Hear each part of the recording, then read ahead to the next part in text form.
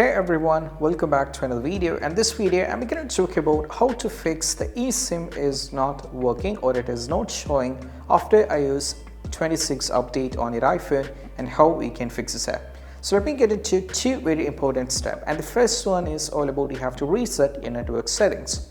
But before doing that, make sure that you'll be losing all the Wi-Fi password, all the connections we have done so far. So make sure that you have to know the password if you want it connected back, and you'll be lost everything. So just go over here, tap on the settings. Now from here you have to scroll down and navigate to the general. Now from here you have to scroll down once again and navigate to the transfer reset iPhone. Tap on this one, and there is an option called reset, and you can see just go for reset network settings.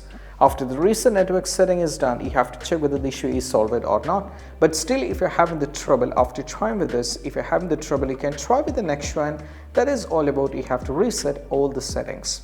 But if you're going to do the reset all settings, keep in mind you'll not be having any kind of issue.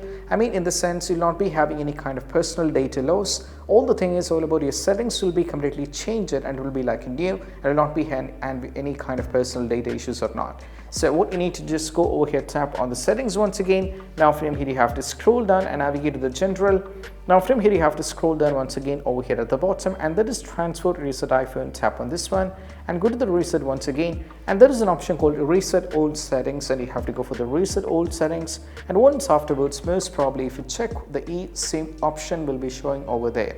And these are the steps, and I hope this gig will be helpful. That's it. Bye bye.